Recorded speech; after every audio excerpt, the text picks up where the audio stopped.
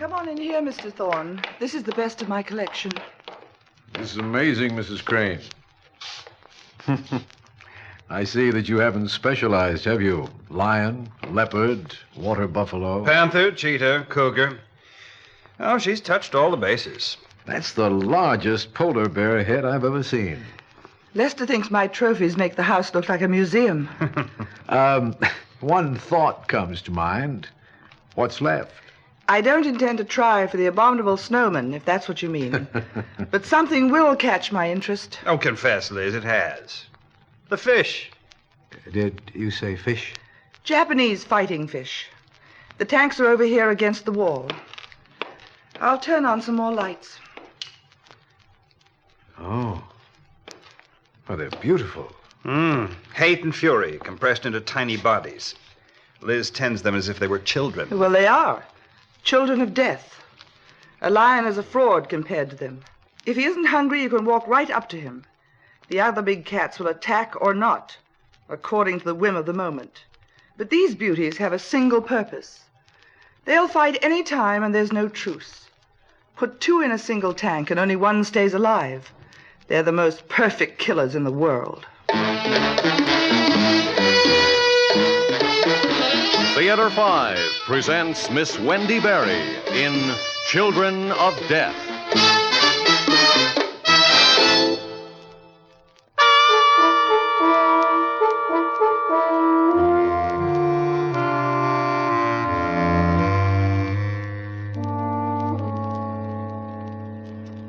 Well, Thorne, you're really getting the $50 tour. I appreciate it.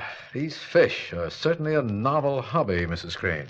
Wouldn't macabre be a better word? Lester, where are Tom and Alan? On the terrace. Alan seemed very concerned about the proposed mental hospital. My attorney has a conditioned reflex against charitable donations. Well, sweet, $1 million ain't hay, as the jet set would say. Speaking of money, I talked to Carter about your last bill for his bookstore.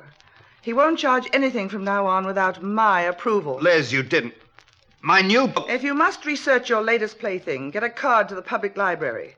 You'll be amazed at all the books they have, all free. No, you don't want to understand my work. Mrs. Crane, Oh, don't be embarrassed. He'll sulk a little, and then come back as if nothing had happened. Nothing ever does with Lester. Well... Besides, this gives us a moment to be alone. Yes. After our phone conversation, I kept wondering if this wasn't a job for a doctor instead of a retired criminologist. I already have a doctor. These incidents I told you about, petty things individually, but rather damaging collectively. The feeling is growing in our community that Elizabeth Porter Crane may be a little unbalanced. Here's a written list of the whats and whens. Flowers ordered, servants dismissed. Even a car, which I presumably told Lester to buy.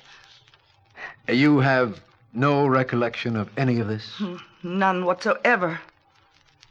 You could be suffering from recurring amnesia. I'm not paying you for guesses. Your meeting with Lester was fortunate. It makes contacts easy for us. Do whatever you think necessary and let me know when you get an answer. But... No buts.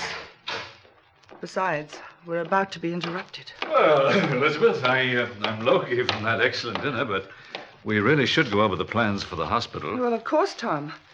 Come into the library with me. Elizabeth, before you finalize anything, I'd like to make some suggestions regarding the liquid position of the estate. I'll be in your office at 9 tomorrow morning, Alan. Satisfactory? It'll have to be. You're the boss. Thanks for the dinner, and good night, all. Good night. Oh, leaving, Alan? Yes. Good night, Lester. It is getting late. Oh, no. Let's have a nightcap. Oh, do stay. Lester can do the honors. Tom and I won't be long. Oh, quite a woman. An American legend. Elizabeth Porter Crane, business tycoon and big game hunter. Colorful. Like the stories about Martin Thorne, manhunter. Oh, well, that was just newspaper exuberance at the time I retired. I'm an avid reader.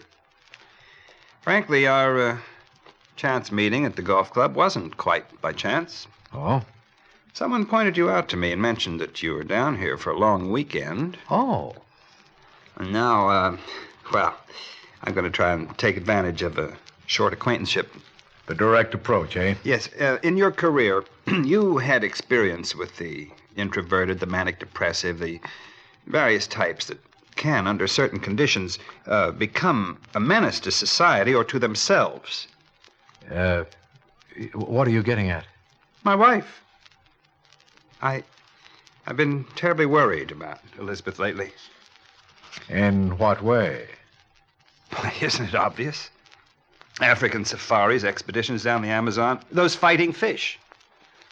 She watches them, watches them kill each other. But, I don't know, perhaps I'm oversensitive. No, it's not a common spectator sport. Liz has a morbid preoccupation with death, which leads me to these family heirlooms on the mantelpiece. As I notice them, matched derringers in excellent condition, pre-Civil War, aren't they? Yes. They're commonly known as gamblers' guns because they were used by Mississippi River card sharps. A collector's item. One of them is a death gun. What? These pistols belong to Caswell Porter, Elizabeth's grandfather. He used one to blow a hole in his head. Oh. Well, perhaps now you understand my concern.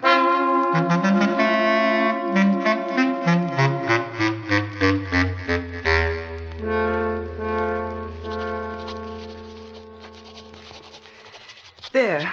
Dispose of these securities immediately. That will provide the necessary cash.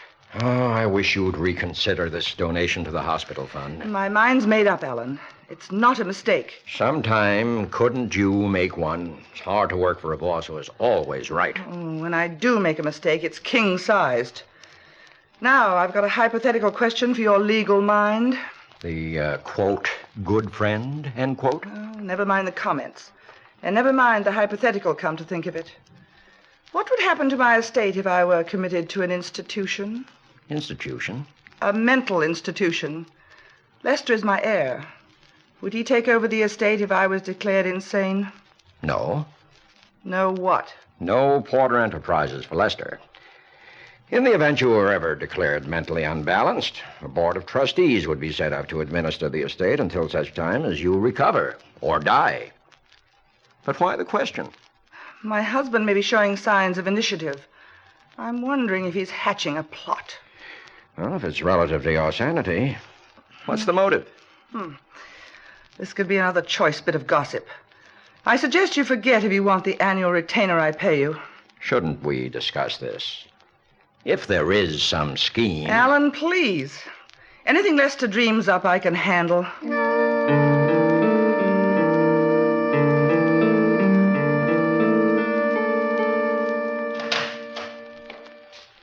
Well, Alan, sit down.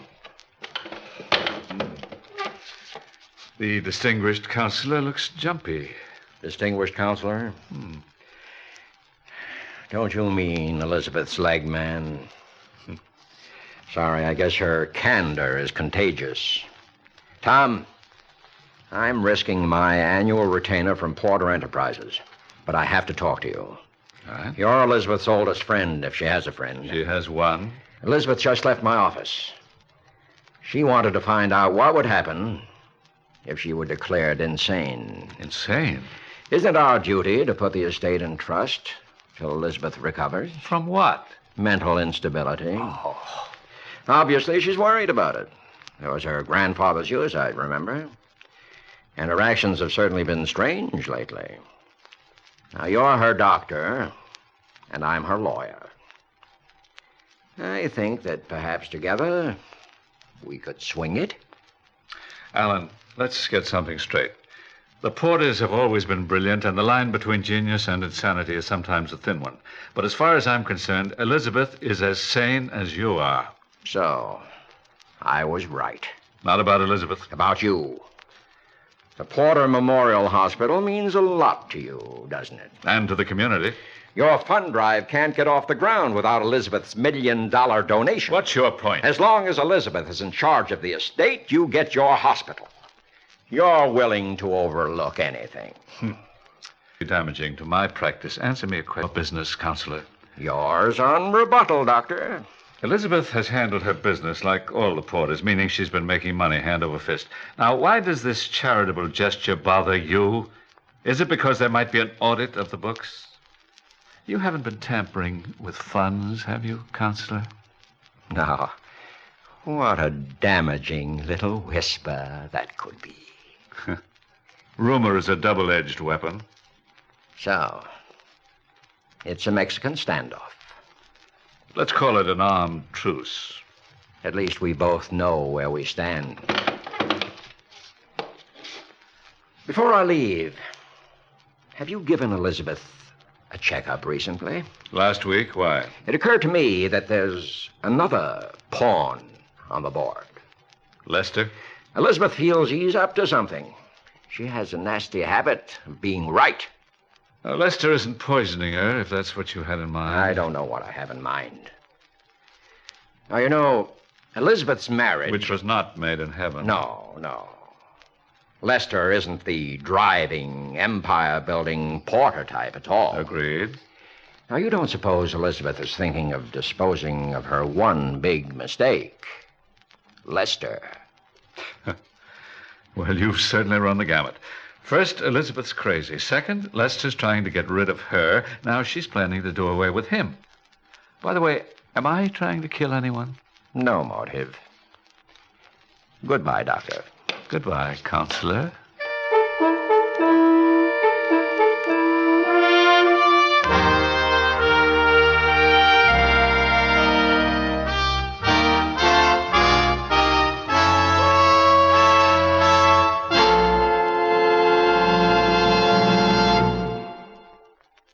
To promote respect for the law and those who enforce it, we now present Government of Man by Law.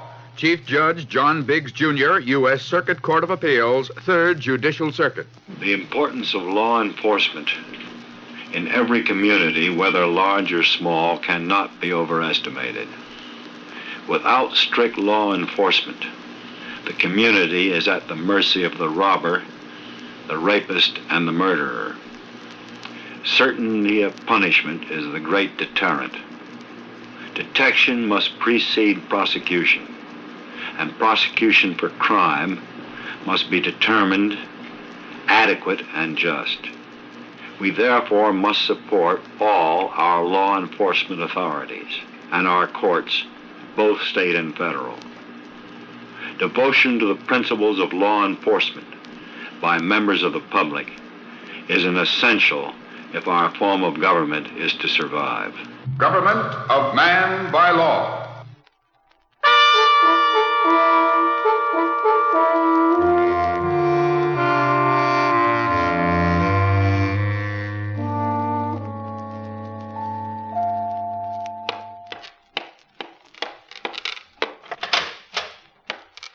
Come in, Mr. Thorne. Lester's out and the servants are in the kitchen preparing for tonight's party. By the way, you're invited. I'd planned to return to New York. Your work is finished? I think so. Come into the study. Have you got an answer? I've come to a conclusion. You gave me a list of incidents, situations where you apparently suffered a loss of memory. I checked out every one. And? They all had one thing in common. A middleman. Lester? Yes. Let's take one instance, since it applies to them all. On the 4th of this month, you supposedly told your husband to order 24 roses from the florist and then completely forgot about it. But no one heard you tell him. There were no witnesses. And my guess is that you never told him to buy the flowers. He just said you did. However... Well, what's wrong with that line of reasoning? I had a chat with your husband the night I was here for dinner. It's a subtle point, but he never mentioned that your memory was playing tricks. Instead, he seemed concerned about your preoccupation with death. Anything else? He made reference to your grandfather. You mean his suicide? I'm making out your check, Mr. Thorne. You've given me my answer. How? Well, I'll give you a clue. When you're hunting the big cats, as I have, the first problem is to find them. And if you want to be sure they're in front of you and in the open, not behind you in the bush, it's a question of establishing who's hunting who. I don't follow that. Well, I mean that now I know where the lion is. And I hope you'll change your mind about this evening. It'll be a small affair, and I'm going to announce my donation of $1 million to the Caswell Porter Memorial Hospital Fund. And you'll solicit other donations? Yes, but that's not the part that would interest you. But some other things might. There's the dominant wife, the ineffectual husband, the family doctor with ambitions to head up a new mental clinic, and a lawyer with a frustrated power complex. Do come in, Mr. Thorne. Death may dance at our party tonight.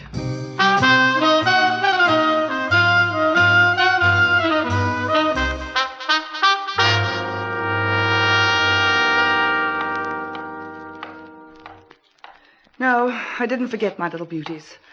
Dinner's on time as usual. Oh, Liz.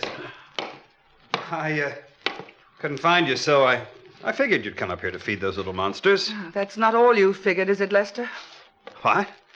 Isn't this the 0 hour for you? What's that mean? Lester, pretense is tiresome and you're so obvious. Inching your way to the mantel. It was a clever scheme. What scheme? The rumors, dear. Whispers about my faulty memory, my morbid moods and preoccupation with death. But you weren't trying to prove I was mentally unstable. You were laying the foundation for my death.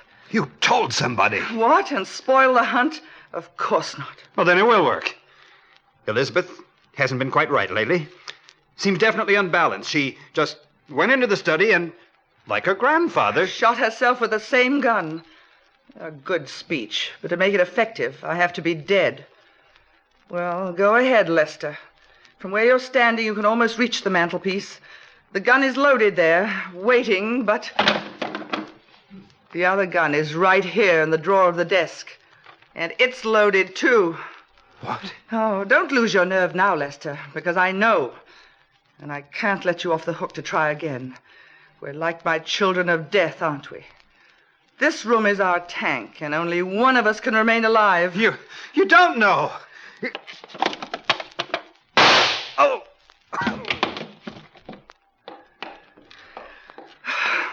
Let's put your gun back in the mantelpiece and place the weapon in your hand. There. The stage is set. And it's set for your suicide, Lester, not mine.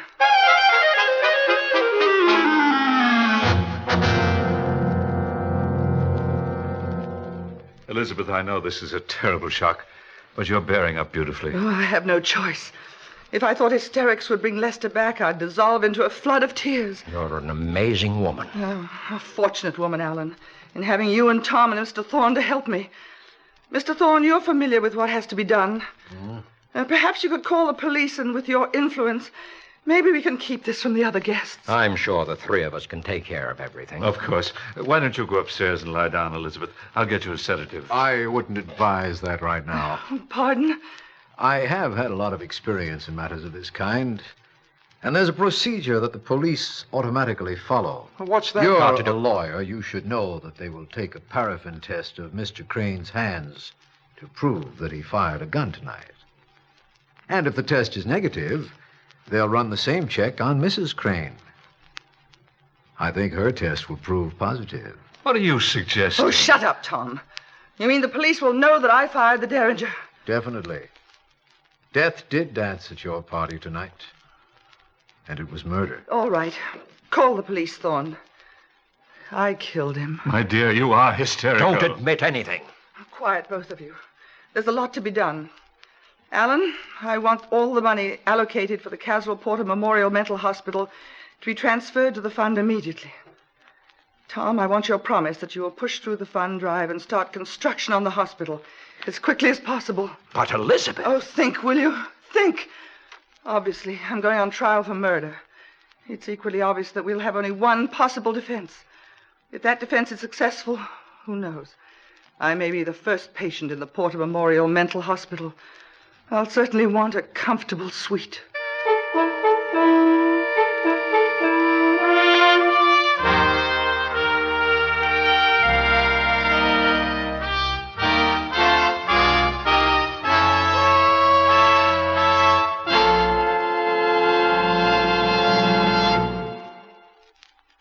Hello, this is Hans Conried. I'd like to take a moment to clue you in on the origin of a word. That is, to give you a clue on the word clue. According to an ancient legend, a monstrous creature called the Minotaur once terrified the inhabitants of the Isle of Crete.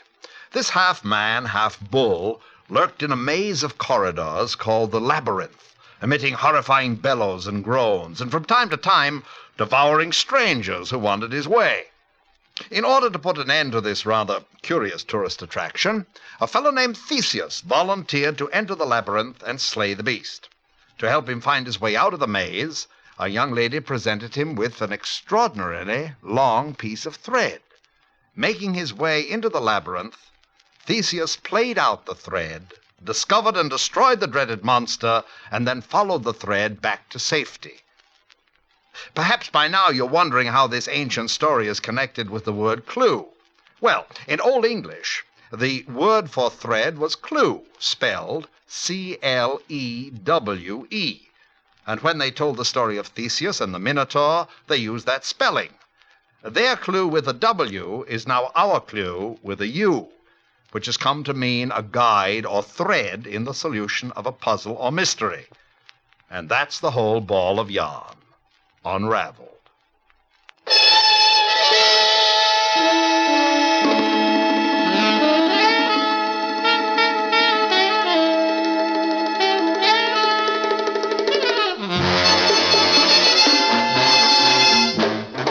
Theater 5 has presented Children of Death, starring Miss Wendy Barrie, written by Frank Thomas, directed by Ted Bell.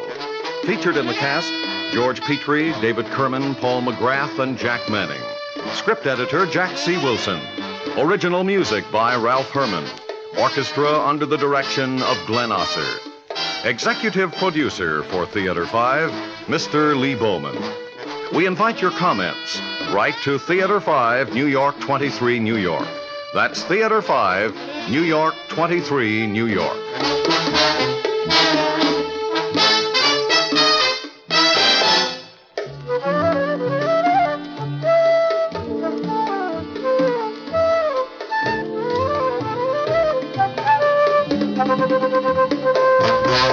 This is Fred Foy speaking.